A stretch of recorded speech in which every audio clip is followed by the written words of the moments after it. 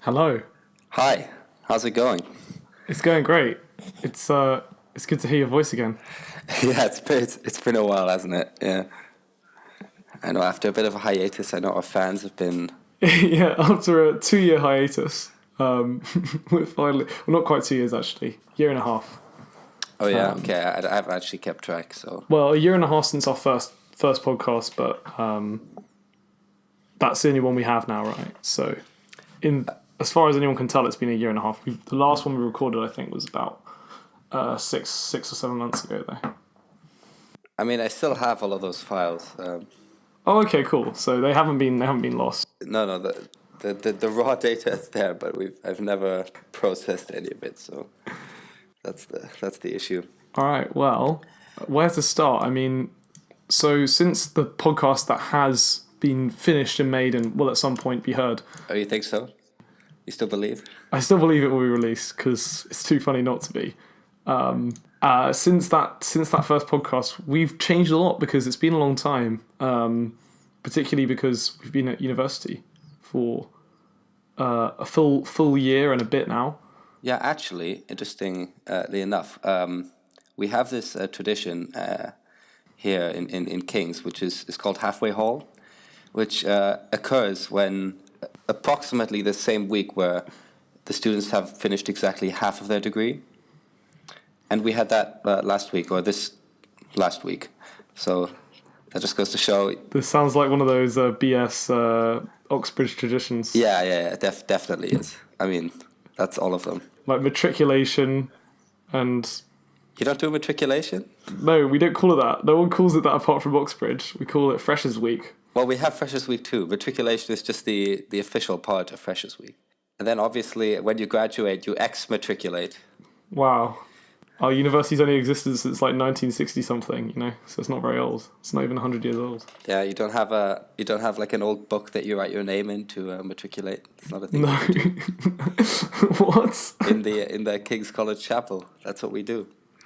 Isn't the book pretty full by now? Hasn't it been a long time? I think it was actually just a piece of paper. The book is sort of we say that it's a book, but Only the good kids get into that one. Only the if you best. get a first, you become a scholar of King's College, and that means you get to write your name in a book. Huh. So Wow. that is a thing that we do. There it is. You heard it here first, ladies and gentlemen. Although what I have found out though is that half of the traditions, at least that come from the student side, which they say are traditions, are basically 2 years old a lot of the time. Like we just tend to call them the traditions when we need to find a reason to do something.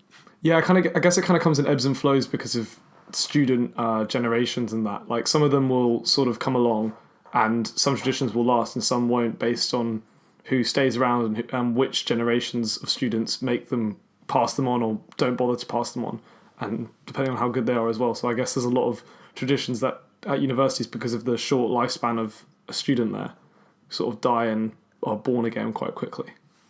Yeah. So one example I could think of on the top of my head was Gatwick formal.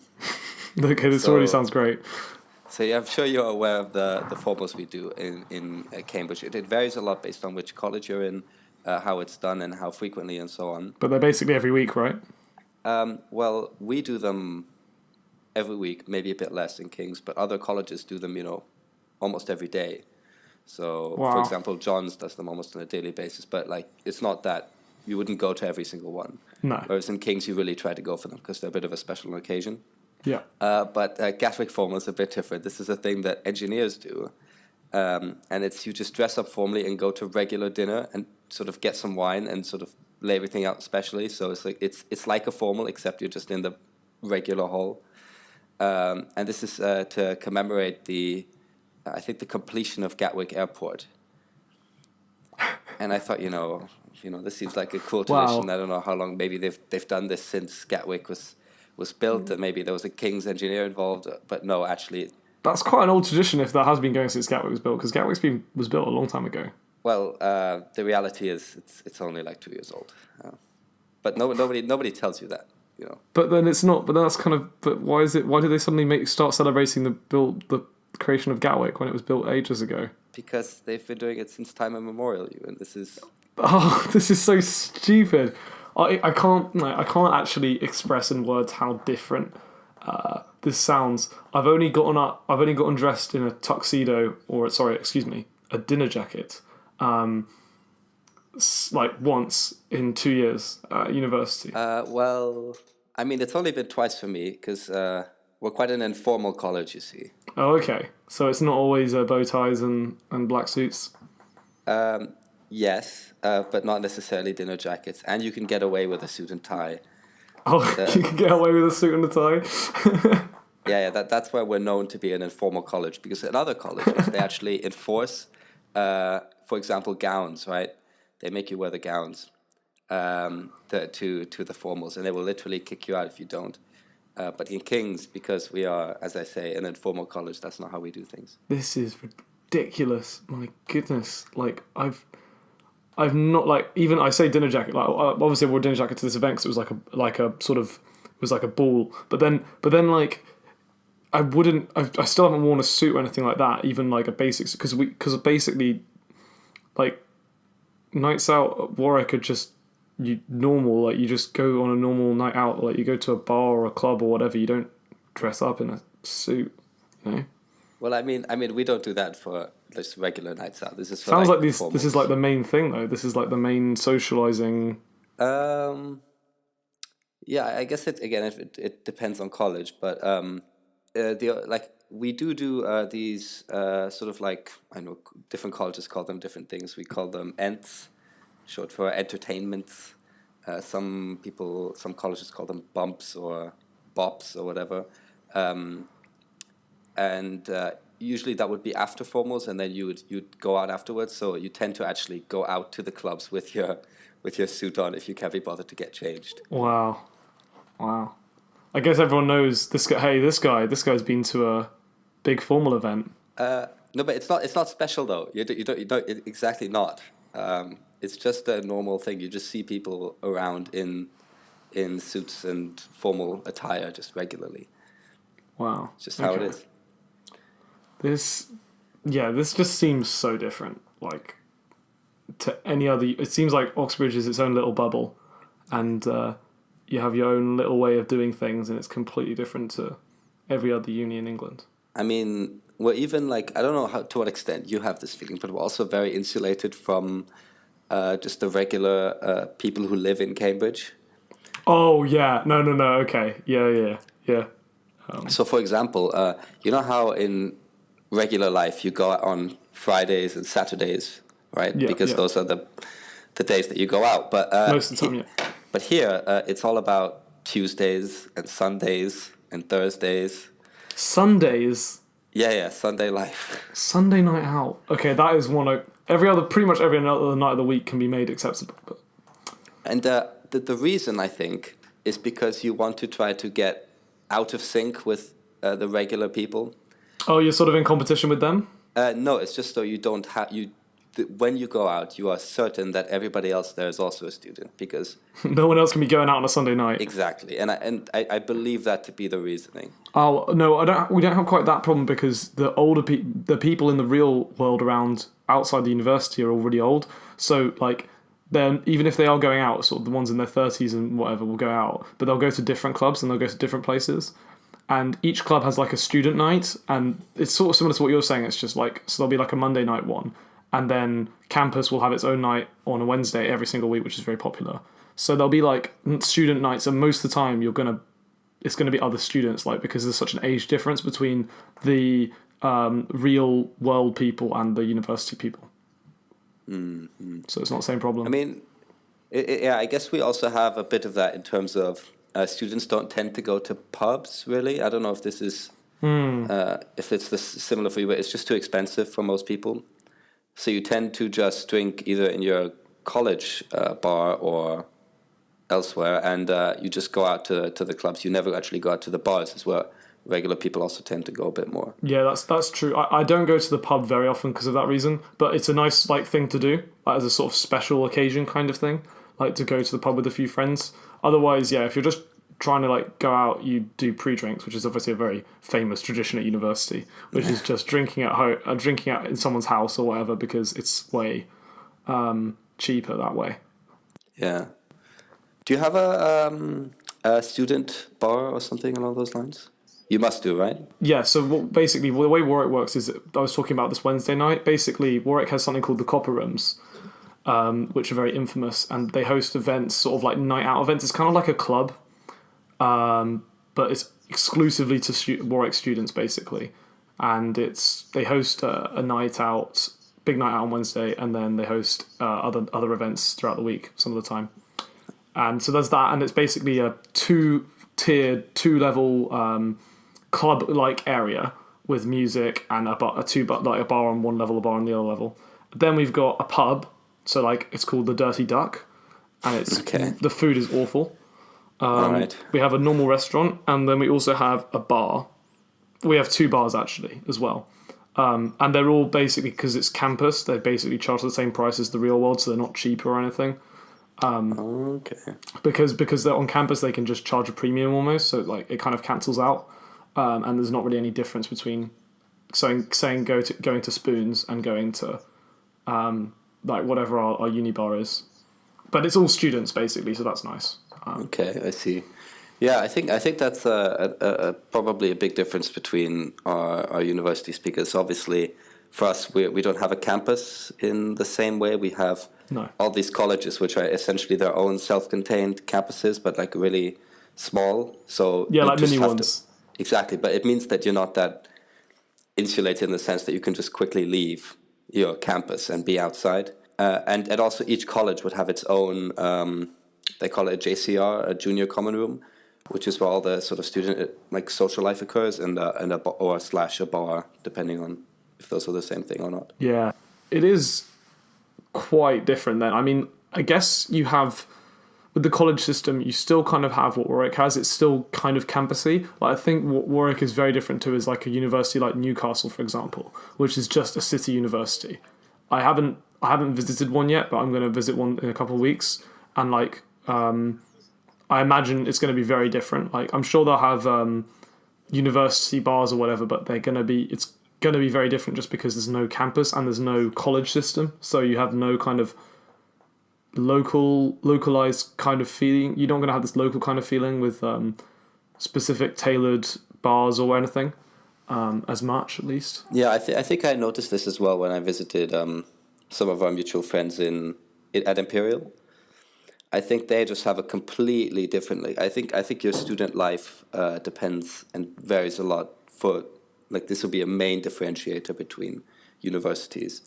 Is it a campus? Is it a city? Is it a college system or not? Yeah. The London in particular, I think going to university in London is very, very different to going to university where I go to university. Yeah. Actually, one thing regarding that, I guess accommodation is probably a lot different. I know, at least for our friends in London, they need to actually organize their own accommodation. I don't know how that is for you in Warwick. So we organize our own as well. But I'm living in like a terrace house.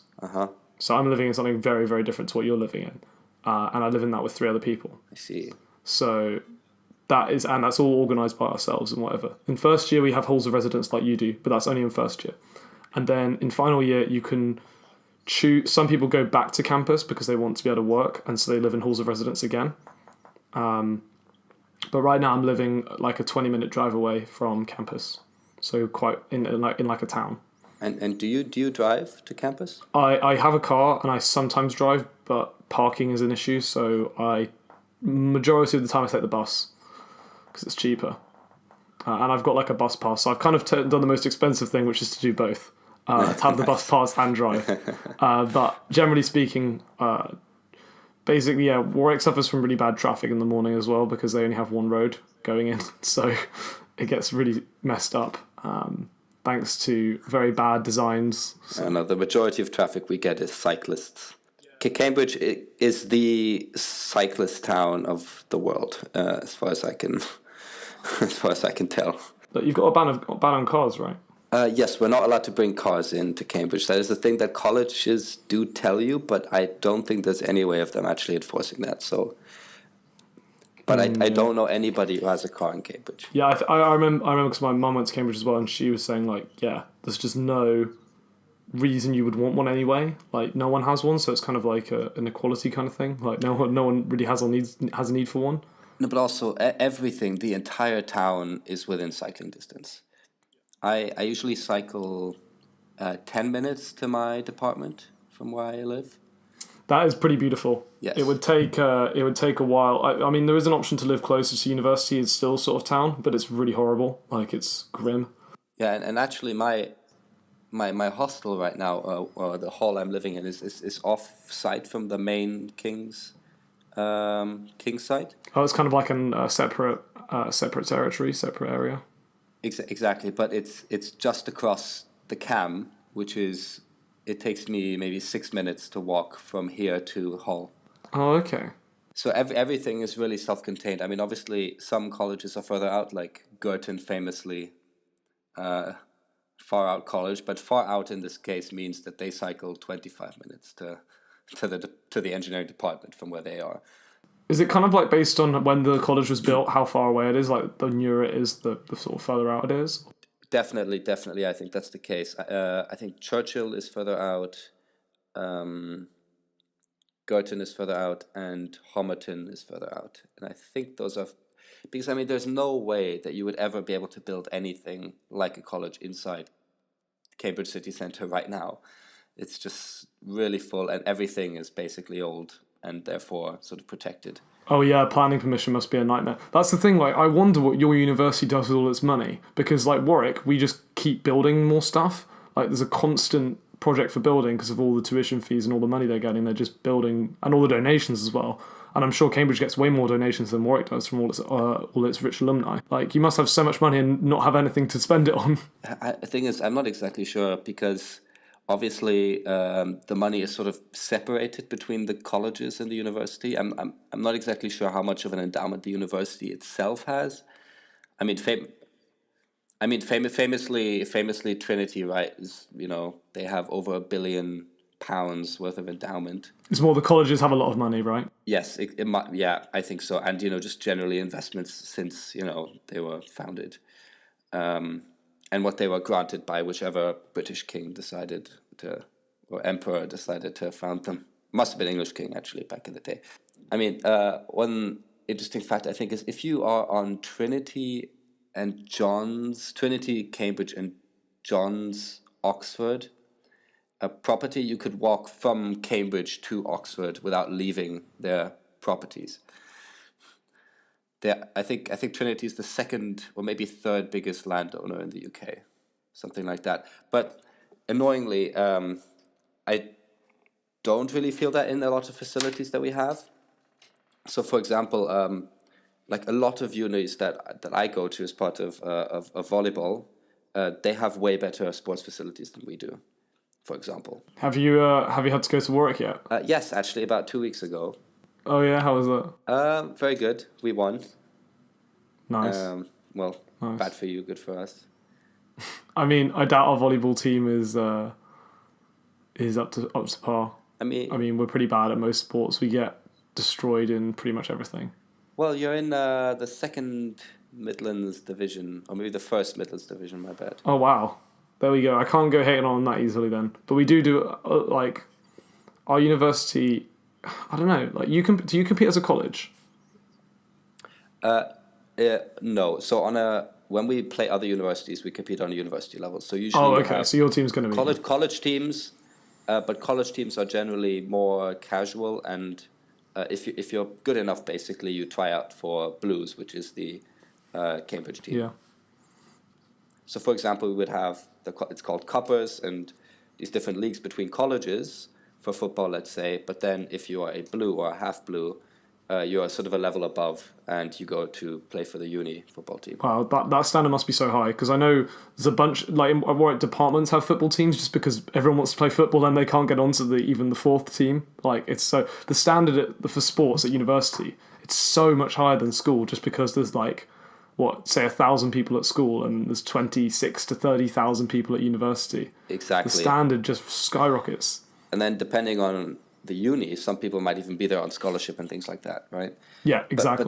But that is one of the big benefits of the college system, is that you can have these sort of more casual, sort of smaller scale societies that you can take part in, and that doesn't only apply to sports, but also to other things such as university politics, let's say, because each individual college has its own student union. So, all of a sudden, your chance of becoming a student union president are, 30 times as high. Yeah, much higher. Yeah, that's true, because you have to do it at Warwick. It's quite a big deal to become sort of anything, really, because it's you've got so much more competition, I suppose. Exactly. There's still small societies. Yeah, but imagine, you then have like a table tennis society just for kings, That is kind of mad. That there's like 20 table tennis societies. Yeah, exactly. And so many different pool clubs and all that kind of thing. Oh my goodness, yeah.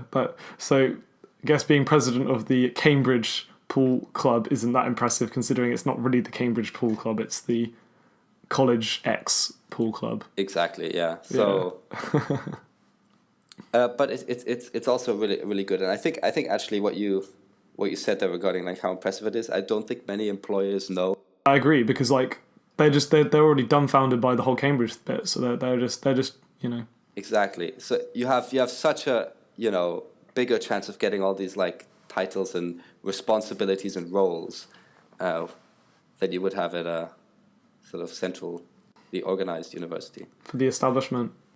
It's all rigged, yeah, definitely. You heard it here first. We wanted to talk about something that's in the news in the moment, which is lecturer strikes.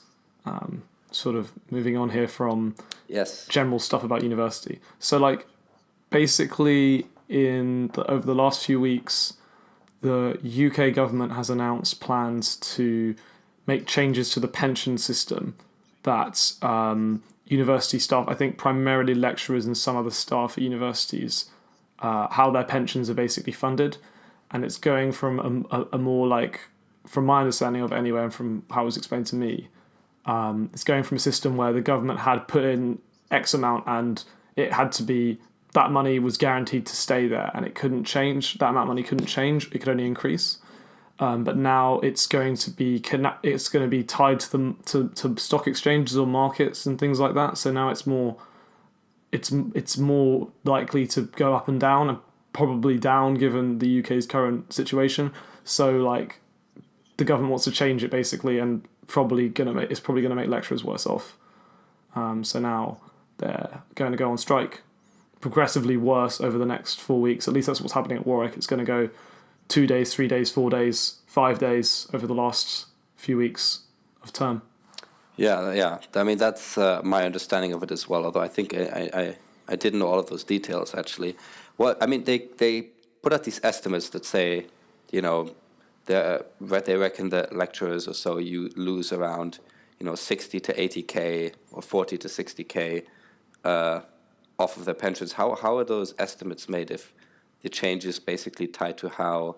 Yeah, I mean, like they are estimates, and those are probably. I think basically the assumption is because of Brexit, like UK stock markets are going to be doing badly, so that the markets that the pensions will be invested in are almost guaranteed to go down.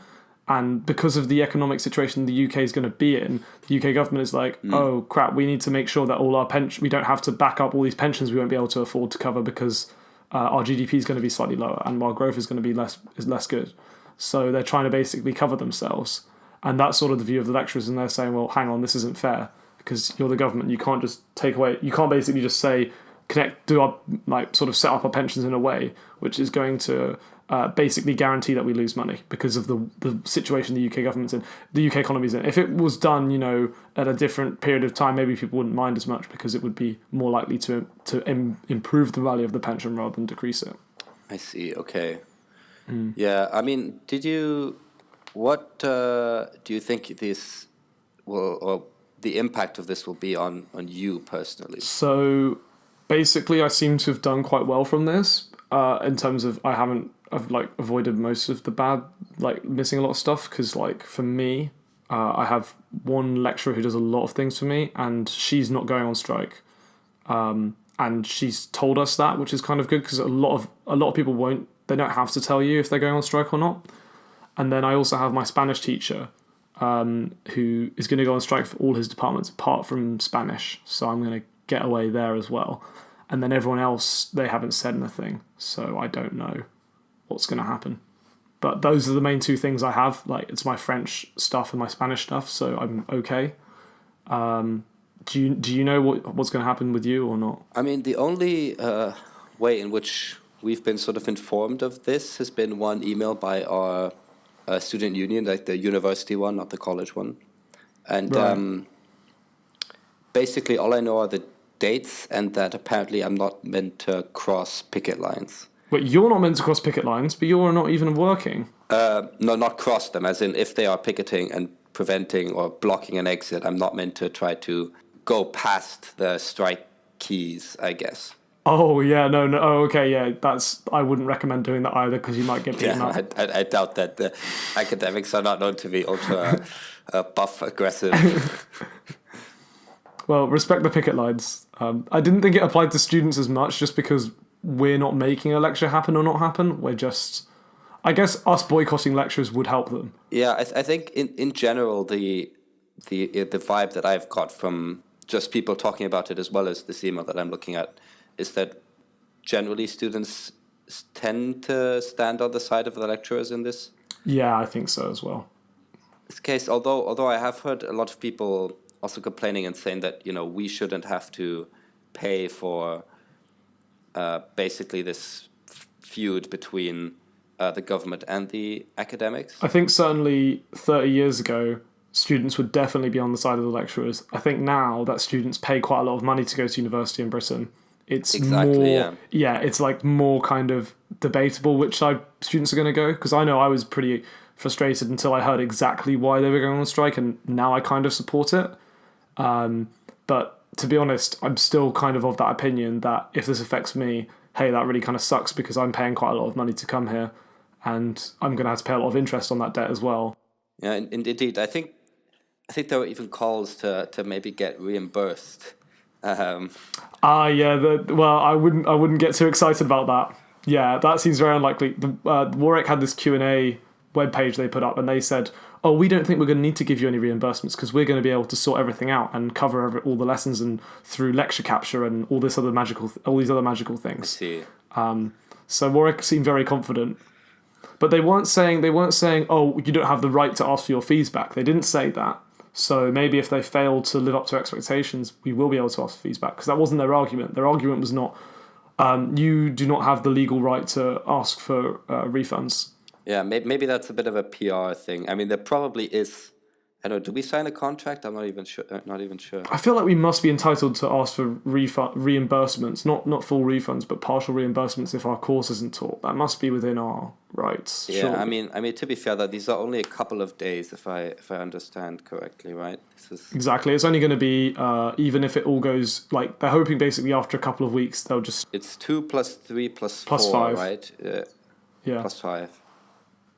I mean, considering we only have 8 weeks of lessons here in Cambridge, that's Oh, no, it doesn't. Maybe it's not the same for you. Sorry, because I've got 4 weeks left. yeah, I think it's about 4 for us as well, actually. Oh, okay. So maybe, yeah, because I'm currently in week 6, and now we've got weeks 7, 8, 9, and 10. Yeah, so we're on that's week why 5 now. Oh, okay. So you just started in the middle of January. Yes, yeah. That's so funny. Oh, man. Your terms are so short, it's ridiculous. Yeah. I mean, I do get a half term in the middle, to be fair. Yeah, sounds that must be nice. Yeah, it was nice. It was nice. Just had the week off, chilling. But yeah, I think overall, I think we all understand that the frustrations and that they definitely have a right to try to send a message regarding their pensions being changed. Oh, yeah. Like, I think people are generally going to be on their side. It's just, that's not going to change the fact that people are going to feel frustrated. Do you think there's any chance? I'm not exactly sure how this works in terms of who is making the decisions and what their stake in it is in terms of how they will be impacted by the strike and so on. So, what do you mean? I mean, because the people who are making these decisions, are they going to feel this strike? What, like the government? Yeah, well, because I feel like when people strike, at least when workers did, and the factory is not producing the goods. That has a bottom line impact on the people who are actually making the decisions about wages. Yeah, you're right. It's not going to be Well, in as this case, effective. you would need students to be so frustrated to then perhaps go to the government. I don't really know how it would translate to. You're right. The government isn't going to feel as much pressure from this, except they've currently, like, the university issues are kind of in the news a lot at the moment anyway, so they're already kind of under fire. Yeah, like there's a lot of stuff about like the interest rates that we have to pay on our fees. Recently, like a select committee came out with a report basically saying there seems to be no reason why interest rates on tuition fees can be as high as 6.1%, and that you can already have accrued £5,000 in interest before you've even left university. So they're basically saying, why does the interest start when you have no opportunity to pay it back when you're still studying? I see. So there's lots of things like this, and also they're even questioning the price of the fee, the £9,000 figure. They're saying, well, isn't that too high? We don't see any justification for that either. So there's a lot of stuff around university at the moment, which is the government's already under fire. So I guess this could compound that and make it worse for them. But I think you're right that in and of itself, it's not like coal miners going on strike, because they don't have the same. This is more long term. If they went on strike forever, that would be pretty bad. But if they're going on strike temporarily, it's not going to do too much damage.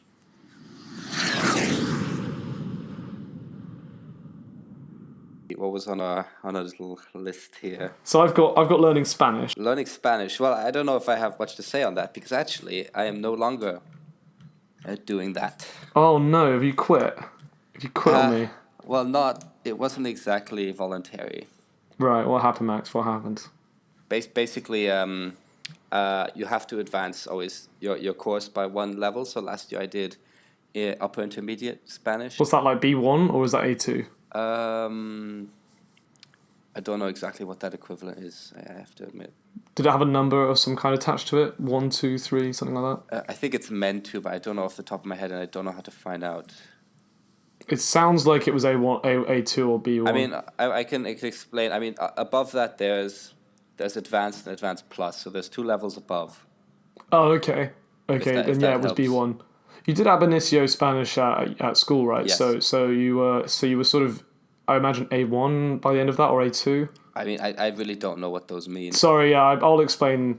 Yeah, no, I know. Yeah. Sorry. It's like it's a really good way of comparing levels of languages across different languages as well. I wish the UK doesn't use it enough.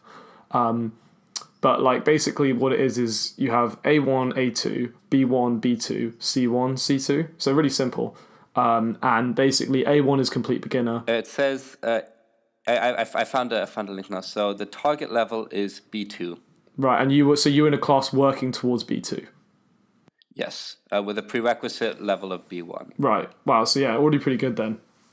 That's sort of like B1 is kind of like starting A level, sort of mid A level French, Spanish or whatever. Mm. So that's pretty good already. Yeah, I mean, I don't know how, because you know this. I think the way it works is like B2 says you have X level of fluency, or right, you can explain concepts, or I don't know exactly how they describe it. Yeah. There's like a sort of you have to have a certain level of fluency in terms of what things you can describe and what you can talk about and things like that. It's not just vocabulary; it's kind of an ability to be fluid when you talk. Yeah, exactly. And I feel like I actually did finish that course with I think it was like a merit or something. It was some sort of thing. And so like a first. Yeah, I mean it wasn't properly graded in the sense that it didn't actually count towards my grade. It was just sort of a thing. It was like an extra thing. Yeah, exactly. Okay. But I don't feel like I am fluent in any shape or form. I would feel very hard pressed to explain simple things that weren't sort of exactly the things that we were talking about in the right. Right. But it gave you a good framework, I imagine. Yeah, I mean, it was good, and I did want to continue it, but moving up to advanced Spanish, that just conflicted in terms of my schedule with volleyball games, because university games are always on Wednesdays. Yes, and it was the only time it would fit in with your schedule was the Wednesday afternoon. It's the only time that they even offered the course. Yeah. Yeah, I've heard a lot of people have had this problem at Warwick as well. It is annoying because universities are meant to keep Wednesdays free for university sport. Yeah. But because of the 8-week terms, Cambridge doesn't really do that. And also, this is a lot because people do like these languages as extras. The only time they can put them is Wednesday afternoon to ensure that everyone who wants to do them can do them. Exactly, yeah. So for me, I'm doing my Spanish. I'm doing basically kind of ab initio. Actually, I'm doing like an accelerated beginners. All right. So you start with A1 and you finish. You do an A2 exam at the end of the year. So you should be A2 at the end of the year. But basically, I'm doing that as part of my degree, which is very good. So I've actually dropped a history module, and I'm doing a Spanish module instead. So it contributes to my overall degree score this year, my mark this year. I wouldn't really have found the time to do it if I had to do it as an extra thing. So it's good that I've been. Could you have not done that? Could you have not dropped like an engineering module? That last year that wasn't a thing, but in second year, part of our engineering tripos, we are allowed to do a language, and that actually be part of our overall grade. Nice. But weirdly enough, so you do this in Michaelmas and Lent term, and then the thing that you're allowed to drop is in Easter term. Oh, I see. Okay, that's. So you basically replace one of your optional modules, and the optional modules are all done in Easter term. Okay. So you could still take it up next term. No. The languages only run Lent and Easter, Lent and Michaelmas. But you can't drop the module that you're allowed to drop is in term 3. Exactly. What? Yes. This is so stupid. That's just how it works. Yeah. And actually, even worse, you still have to take the same exam that everybody does. You just get to leave early and skip the last bit of that exam. Right.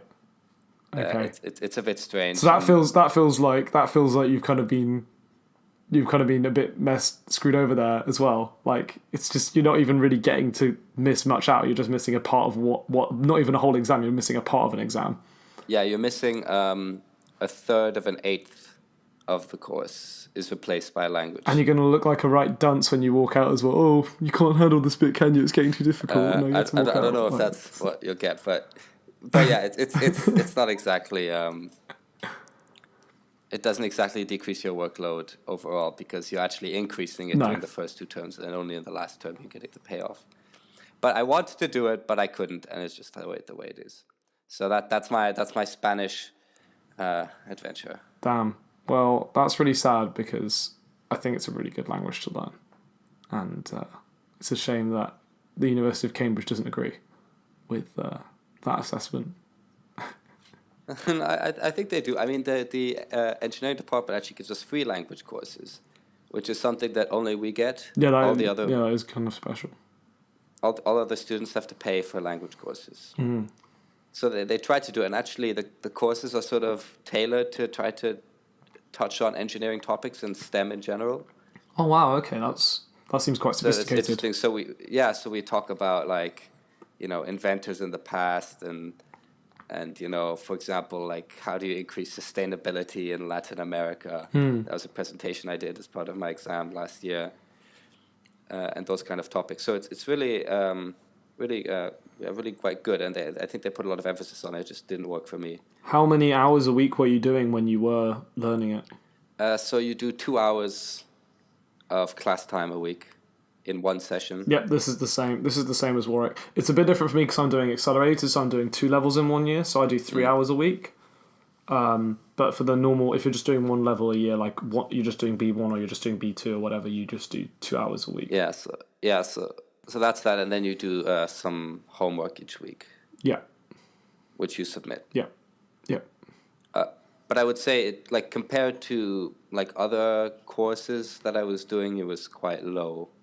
Low workload comparatively. So would you recommend learning a language at university? This is not for people like me, for example, who do a language degree, but for people who are just doing whatever degree. Would you recommend a language alongside, or would you say it's too much work or not worth it? I mean, I really doubt that is that people's workload is such that they couldn't try to fit this kind of thing, and especially in most cases where you're able to replace some part of your course with a language, and that. And definitely, if that's the case, I think it's very beneficial. So if you can replace a bit of the course, you should do that, you're saying? Yeah, and even if you can't, you should still do it, because there's no better time. Like, it's only your ability to pick up the languages is only going to decrease, and it's only going to get more difficult. Yeah. So if you want to pick up a language, you should do it at university and not later. And if you don't want to pick up a language, you probably should, because it's really useful, at least for a lot of things, in the sense that it opens up a lot of doors for you for other things that you could be doing in your later career, let's say, and other places you could be. Absolutely, and another thing I would add to that is it's people think, when they think about learning languages, they think back to GCSEs or at school or whatever, and they think, man, I spent 7 years doing French, I didn't learn any French. And the reason that is because you were an immature little bitch. That's why it was. But now you're grown up and you're an adult now. So you can learn the same stuff. Like, the stuff it took me 3 years to learn in French, the absolute basics I've done in term for Spanish. And it's not because I've already learned a language, although that does help. It's because it is so much easier now to learn stuff, because you're not getting constantly distracted by misbehaving children or the teacher trying to discipline everyone. So it's much easier to learn language now, even though, there's all these statistics about babies being able to learn languages faster. It's actually, compared to a 14 to a 16-year-old, you can learn language much faster now at university. And also, in my experience, university teaching of languages is superior to that at school. The teachers are just better. So yes, I mean, I made that experience as well. Although that is the first time I've actually heard that perspective, and I think that's really accurate, because especially if I think back to first year, when at the beginning of our course we were sort of, because obviously you don't exactly know, students are coming from all over the world, and they may have different sort of level of prerequisite knowledge. Yeah. And, we were covering things that basically they were saying, okay, so we don't expect everybody to know this, so we're going to cover this. And you could do like about a term's worth of maths that you learn at school in like 20 minutes of a lecture. Yeah. And it's just, I guess I never really thought about that translating to languages as well, but it makes sense. It absolutely does. It 100% does, and you really notice it because of the way they can teach it so much in so much less time. It just has to be the case. I mean, I'm seeing this on a sort of exaggerated scale with the accelerated system. Of course, yeah. Like, we've covered A1 Spanish in like a term and a bit, and it kind of gets exponential because now we have less time to cover all of A2 as well. So like, it kind of gets, the first bit it slowly sort of speeds up and gets faster, and then it's kind of plateaus a bit at the end. So how many languages, like what is your level of language, like how much languages are you learning compared to history, let's say, at the moment? How big of a part is that? So right now, so right now I'm doing, if you think about it in terms of, I don't think other universities have this, but at Warwick we have like CATs, which is how you measure the value of a module and how much it contributes to your degree. So each year students have to do 120 CATs, and then modules are worth, depending on how big they are, different numbers of CATs. So typically I have to do 60 CATs in French and 60 CATs in history. And this year I dropped 30 CATs in history to do 30 CATs in Spanish. So my Spanish module is 30 CATs, so what's that, 25%? And then I have a history module, which is another 25%. And then I have French language, which is 25% again. And then I have French culture, which is 25%. So in terms of the pure language, I'm doing only 50%. And the other half is like history and also culture. I mean, you say only. That seems like a lot. Yeah, well, I mean, as in, when I say I do French and history, it's actually it's only 25% French, because the other 25% is in English. Although, to be fair, I'm studying French material, it's just we discuss it in English, it's really weird. So, for example, when I write an essay on this, I have to, like, quote things in French. I have to, like, embed French quotations into a English essay. So I have to say, and then she said, and then French phrase. Okay. So basically, to read it, you have to be bilingual, which is basically adds the whole ponciness of it, because you have to be bilingual to read it. But what drove you to increase your language proportion? That's a really good question. So I was working at Disneyland over the summer, and I noticed that I was kind of lucky to be there because pretty much everyone else was speaking Spanish as well as French and English. And I kind of got away with it because I was the only native English speaker there, so my English was obviously better. But everyone else was speaking at least 3 languages. And I was just like, man, this kind of sucks. I feel like I'm still at a disadvantage despite learning a second one. So I was like, well, I should be able to learn Spanish fairly easily. It's a really useful language to learn, and I'm just going to go for it. And I wasn't loving history that much. Like, I haven't gone off history, but I just think it's more useful to learn the language, and I can still do a bit of history as well. So it's a nice... I'm basically doing the opposite of what university should be, which is very specific things. I'm doing as broader subjects as you can be at university. I'm doing like three or four different subjects at the moment. I mean, this is one of those things where, like, what is university actually for, right? Because you're probably doing stuff that is more employable and useful in the workplace, potentially, depending on what you're doing. But something that's, less academic, I don't know to what extent, like, because I feel like beginning to learn a language is not something that is, like, very academic in, like, a university That's sense. right, it's not. Right? It's not, this is, like, more of a school thing. Right, so like university is sort of acting like a school in that sense, but the skill that you're learning is probably more useful. That's right. It's interesting to consider because if we think of university in its original, like, sort of stereotypical sense, you would never consider starting a language at university. That seems really basic and simplistic. But what's great is that it kind of because of this sort of CAT system, it's quite easy to chop and change your degree. And it's enabled me to still do a lot of academic stuff, not as much as I would be doing, but I'm still writing like 8,000 words worth of coursework this year, so I don't feel like I'm missing out too much on the academic side, and plenty of exams as well. So I feel like I'm still getting a nice amount of... I can't imagine doing single honors history, to be honest with you.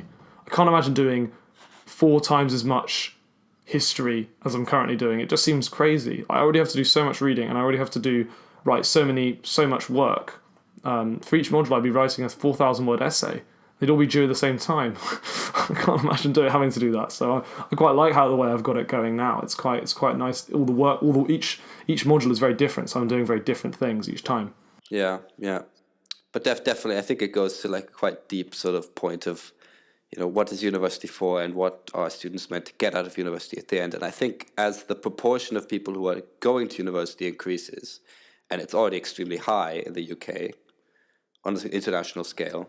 Yeah, it's going to be more of that, more of absolutely practical things, more of languages, less of the sort of purely, I'm thinking like classics here or something like that. Yeah, it has to be. You're right. Like, that's a really good point. Like, it can't sustainably be people entering academia for 3 years, because that's going to be really unproductive.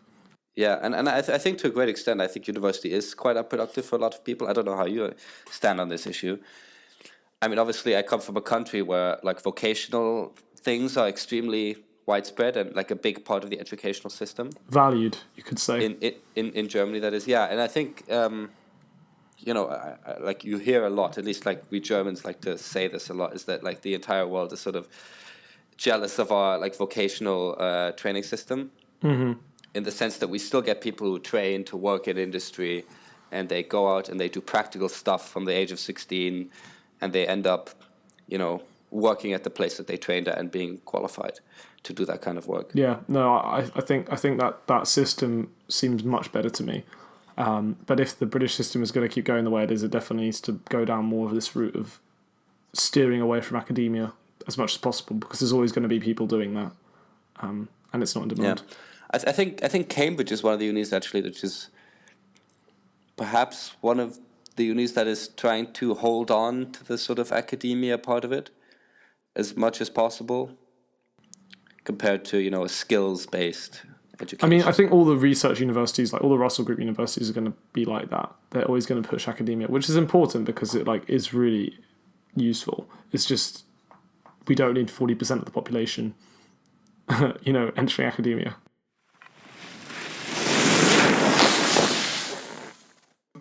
The one other thing we have is how to spend summer. Yeah, I thought this was a particularly interesting one because, this is something that I think, it is the 18th of February and both of us are looking forward to this thing for ourselves this summer. At least I am, Yes. and I'm particularly worried and anxious, as a matter of fact. Yeah. Well, why don't you go ahead and tell us about it? So, yeah, I mean, as part of our course, we do have a requirement for industrial experience. So Right. before starting third year, you're meant to do, at the very least, 6 weeks of work in a sort of practical setting, applying the things that you're learning in industry somewhere / academia. And I'm not worried about that in particular. I've covered that both in my gap year and then also between first and second year, where I was working as a research assistant here in Cambridge.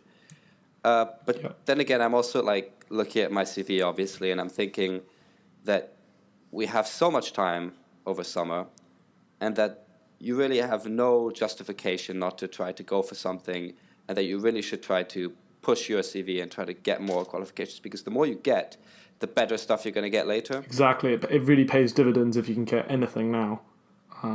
Exactly. And so, are you doing a year in industry, or are you doing the whole shebang at Cambridge? No, not a year in industry, just so you're not just doing an internship over summer, basically, a summer placement. Okay, which makes it even more important for you because you're not having this I've got a couple of flatmates who are chemists and they're doing 12 months working for chemical companies in their third year rather than being at university. So they're going to have a massive edge over their fellow chemists who have spent the year at Warwick again. Yeah, I mean, obviously it's a trade-off, right? For sure. You know, and I don't know, actually, do they have to then do an extra year at Warwick or not? They don't. They get the same. They get the same degree. The same degree. For that particular subject, yeah, it works really well. It works out really well for them. Yeah, I mean, obviously you're going to have less specialized knowledge potentially. That is true. There are drawbacks. I think for you, you're getting the best of both worlds because you're doing the summer placement, which is what. Yeah, but I think that's. Most people. I mean, the other chemist friends that you might have, they're not doing the industry, probably are also trying to go for summer placements. Or at least if they're not, they should be. Yeah, although then again, they chose not to do the year abroad because they couldn't find a summer placement. Yeah, but those are potentially harder to get because you need somebody to commit to you for a whole year. Possibly, as opposed to 10 weeks. That's true. I was really impressed they were able to get these placements. Like, one of them's working in the Netherlands and one of them's working in Slough, which isn't as impressive. But they're still, it's just kind of crazy to think that they're already getting, and they're getting paid. These aren't unpaid. They're getting paid, in excess of £20,000. Yeah, So, I mean, if you look at pro rata payments, even for summer internships, that's around.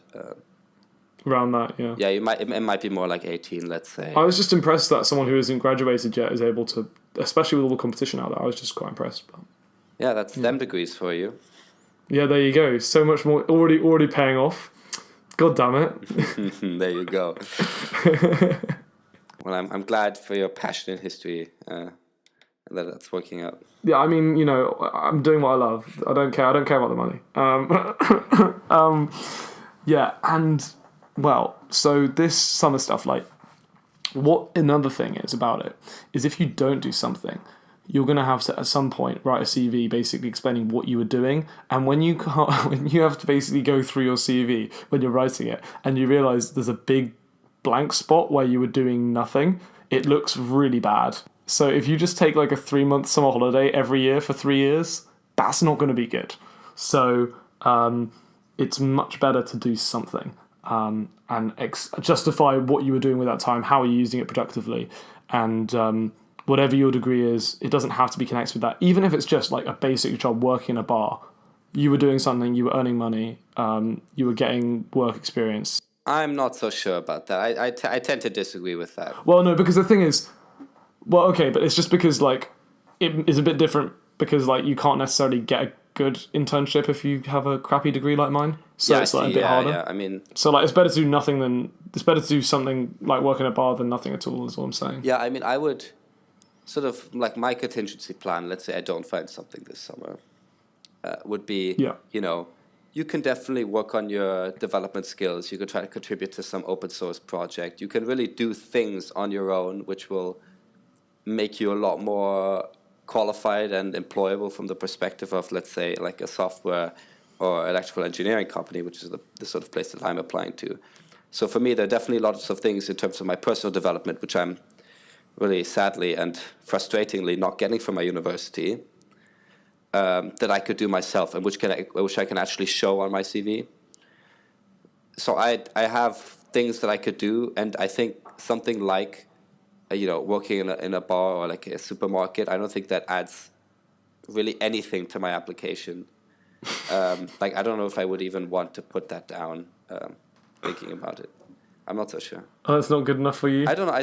I'm just thinking from the perspective of somebody who's hiring, and they really care about, at least from like what I've seen on their like careers pages and so on, is that they care about like your applicable skills, and so things like I don't know, I mean, it's not like you don't develop skills like working these kind of different kinds of jobs, but maybe they're not exactly the kind of things that make you stand out. Sure. That's fair enough. I think for you more than me, that makes sense. Actually, for me, I mean, I'm fine now because I can just do a basic job, but in a foreign country. So then I can be like, oh, well, I was improving the language. So it's fine. Yeah. I think for people who just use like single honors history, it's much more difficult. Like they can try and get the experience at the law firm or whatever, but it's going to be much more difficult to do that. And in my experience, nigh impossible unless you have the right connections. So, I should probably say what I'm doing. I'm basically going to spend a month in Madrid this summer, and I'm just gonna go to a language school basically. So I'm not going to be working. I'm going to go to a language school and I'm going to just improve my Spanish, hopefully to like B1 or B2. All right, yeah, that sounds cool. So that's going to be. I'm basically staying with a host family and I'm teaching the children of that family English and French in exchange for full board. So great, cool. Yeah, that's my summer. But you can really, and that just sort of demonstrates how different things you can do. Like you're doing something completely different to me, but they're both still beneficial because they're productive. So you've just got to set out what your goals are and then find ways to do it. Exactly. I think what you said there is really accurate. It's like if you have an idea of what you sort of want to do and what you're working towards in terms of like career perspectives or something in your own personal development, like you really want to improve your languages, it sort of leads you to a definite set of things that you want to do that will help you get to that goal. Yeah, absolutely. So you just gotta you don't even have to be like, oh, what job do I want to do? Although that's great if you can, but you can just be like, I think I want to improve this part about me or this thing about me, and I'm just gonna go somewhere or do something and do it, and just have a goal, have a focus, because the summer's a long period of time, and you can really it's good because university, when you have a lot of work, you don't have a lot of time to focus on these things, but you can spend. You just get every year, and you won't get this once you enter the full-time workplace, that's for sure. You get like a solid 3 months to do basically anything you want, within reason. So it's great to spend that time productively because who knows what you can achieve, There's quite, I'm not going to be the opportunity limitless kind of guy, but there's a lot of opportunity out there. So you got to grab it by the horns. Yeah, but it's the sort of thing that, you definitely, it doesn't just appear, right? This is one of those things that I think... we both went to like a very good boarding school, right?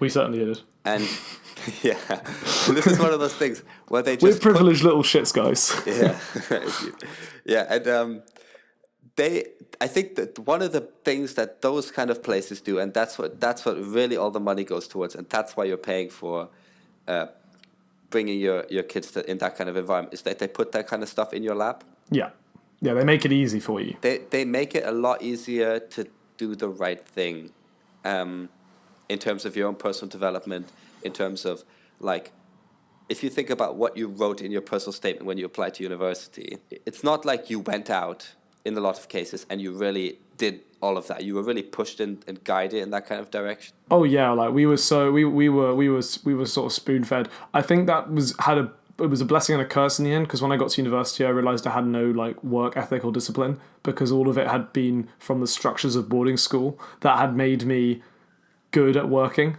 and so I had to sort of reteach myself that, especially having a gap year as well. Yeah, I've noticed that this year as well. I think we talked about this in our first podcast. Actually, we said how we were worried about gap years basically screwing us over for work ethic, and I think that I definitely had that going in for the last year or whatever. Yeah, but I think the point I was trying to make is just that at least for the like the holidays and stuff, you really only get out what you put in, and you get out what you put in 6 months before, which is something that I think I struggle with a lot. I struggle to really, get prepared and do this kind of stuff really early in advance so that I have something later on. I'm a sort of more like, at least up until now, I've been more like a just, I do this stuff to get my instant sort of reward for it, and I do it like last minute, and that's something that you can't get away with later on. Yeah, no, that's true. It's a good lesson to learn now. And it's something you can't get away with if you're not getting any of the kind of support that we used to get. Yeah, we. I mean, just think of, I think the best example for this actually is CAS. Was it called CAS? I think it was called CAS system. Do you want to quickly explain it? Creativity Action Service. So, if you would like to get top marks in the International Baccalaureate, which Mr. Maximilian Knocker certainly did, you will need to fulfill... If you want to get the baccalaureate at all. So if you want to pass, you have to do this. It's like a mandatory thing. You have to be creative, you have to do active things, and you have to... Service is kind of... Yeah, so you actually have to, like, volunteer in some capacity for, like... And it's each a set amount of hours. I think it was, like, 30 to 50 hours each. It depended on... If you did more in one, you could take it off the other one. But you had to do a minimum of 30 hours in each, with an average of 50. And so action could just be sport. Creativity could be like art. What did I even do for my creativity? I can't even remember what I did. But service, I was like volunteering in a primary school. I'm really struggling to remember what I did for creativity now. I did a newsletter. I was like a editor of a higher education newsletter. I've completely forgotten what I did for creativity. The hen. The hen. Oh my god, I remember that. Oh, you did MUN. Yeah, that was it. Thank you. Model United Nations, that's right. But anyway, the thing about CAS and the way it exemplifies this is that we just did CAS on the side because we were forced to do it. Yeah. And whereas in other schools, at least this is what I've heard, people actually go out and have to find like some kindergarten or like homeless shelter or whatever to volunteer in. Oh yeah, we didn't have to do that. No, we were driven there. And then they had to like engage themselves that way, on their own. Whereas we like had like a list of things. Oh, this looks interesting. Put a check mark there, and you go there, and then you start going there every week. Yeah, exactly. You see how the one thing is just a lot easier. Yeah, exactly. Compared to the other thing, which actually requires you to go out there. In a way, we suffered because we didn't get those skills because we were just spoon-fed it all. Yeah. I mean, it's good and bad, but it means that in the end, like everything is easier for you at that time. Obviously, yeah. Yeah, it is. So there's a bigger jump going to university almost. Yeah, I would say that. Which makes us kind of suffer, but at the same time, we'd also been okay with like living away from home and stuff like that. So that whole side of things. Oh yeah, I noticed that paid off big time, compared to my peers at the time. For them it was a really new step, right? Whereas, I'd spent 3 years away from home by that point when I came to university, with a gap year included, obviously. Yeah, me too. I think that was huge for me. I think a lot of people really did like freak out from that. I wish I learned how to cook. That's the one skill I really miss. Oh yeah, what I'm doing this year is flatmates. We collaborate on meals, so we don't do this all the time, but a lot of the time, say like twice a week, we will cook meals for each other, and we just pay each other back in meals. So like, there's 4 of us. So for example, tonight my flatmate's cooking, so I don't have to cook dinner. Yeah, she just cooks it for 4 of us. So, that works amazingly well. I think the way you have to imagine Cambridge is imagine boarding school, except like less oversight, because we still have hall. Like at least I still go to hall to eat. We still have like these sort of supervision things where somebody like looks over our work. So wait, how often do you cook a meal? Rarely. Like, do you have a kitchen to cook dinner in? Yes, this year I do. Last year I didn't. But you just go to halls. I would say I cook maybe like 4 times a term. Wow. Okay. But I mean, I am an exception in that case. There are people who cook more. Okay.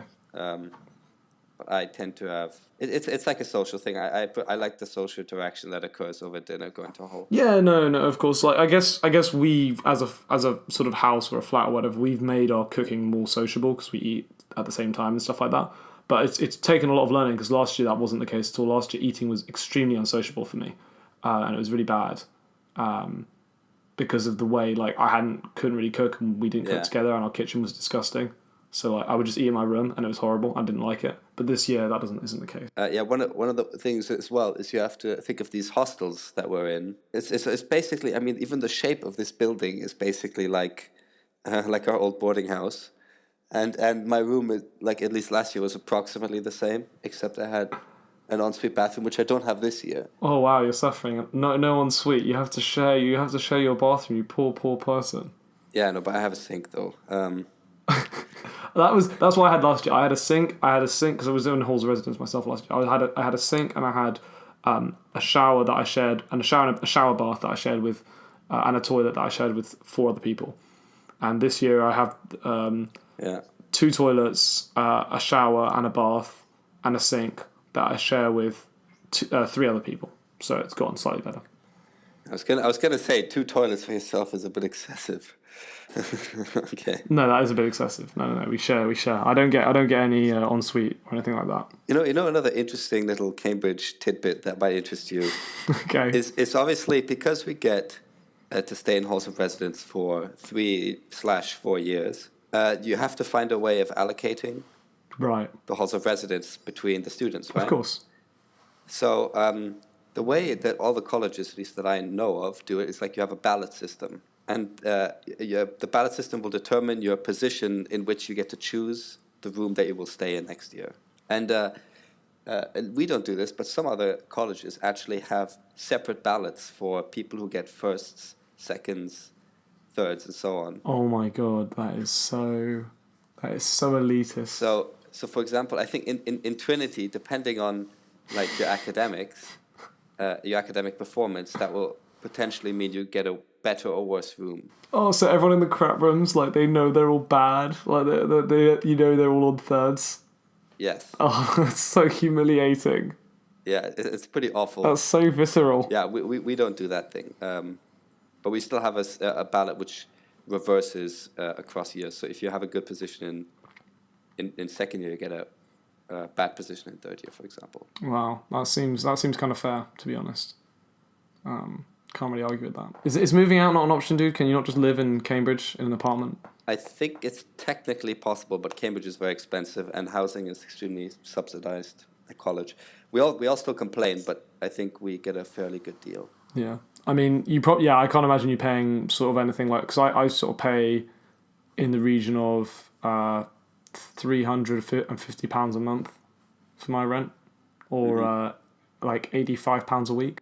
I think that's still better than us, actually. Yeah, and the thing is, that's quite expensive, actually. So if you're actually living in Cambridge proper, I imagine you'd be paying quite a lot. You're probably paying like £200 a week, something like that. Yeah, I mean, I think right now, I think we still pay a lot. I haven't included bills in that number though, so because I do have to pay bills as well. But it probably makes it like £100 a month, £100 a week.